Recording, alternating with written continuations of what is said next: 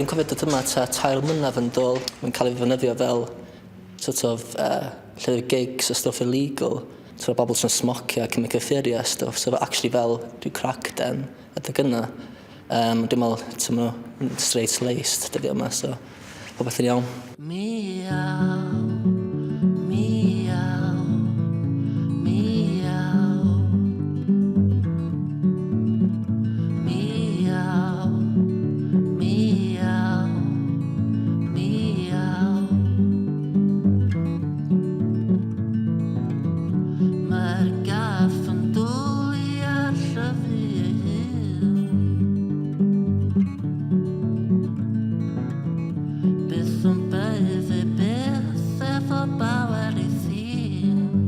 Wel, di wastad bod yn gwneud cyfariaeth.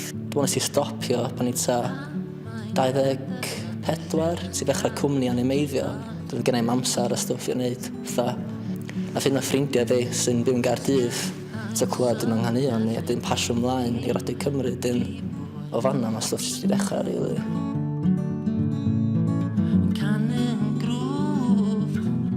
Os di isio mwytha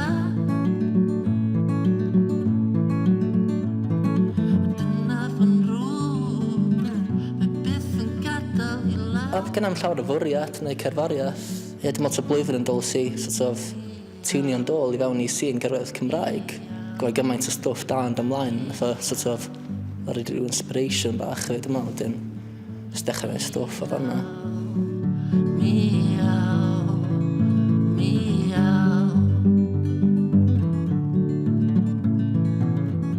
Mae'r gath yn hoffi gorweddar fy nghlin.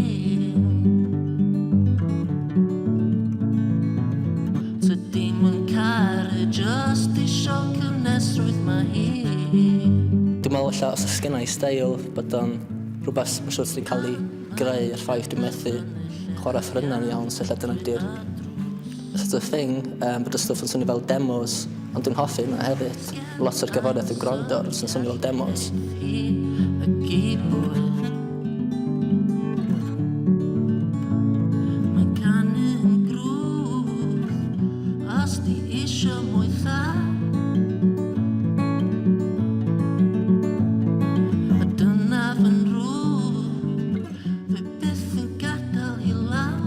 Gath y gan i ysbrydoli o sgwrs o'n i'n cael mewn wraig i, a fi'n teulu bod cathod hefo teimladau a bod nhw'n caru pobl sy'n bian o stwff, ac o'n i'n sy'n dweud, obviously, dyn nhw ddim, dyn just can amdan sy'n cathod bod yn hunanol di honna.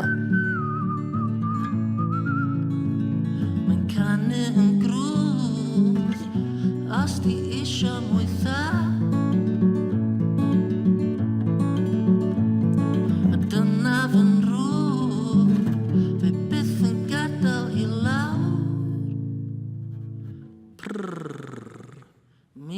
Na, dwi'n meddwl fe'n edrych yn fyw. Yn gyntaf, dwi'n nabod digon o bobl i greu sort of band o stwff, ac hefyd, os gen i'r amser a os mae'r sŵn dwi'n greu wrth recordio, yn siŵr bod yn swnio'n cweit fel manufactured mewn ffordd, a dwi'n meddwl os ni beth gallu chwarae nghaneuon fel ma'n nhw'n fyw. Mae'r gath yn aros allan drwy yn ôl.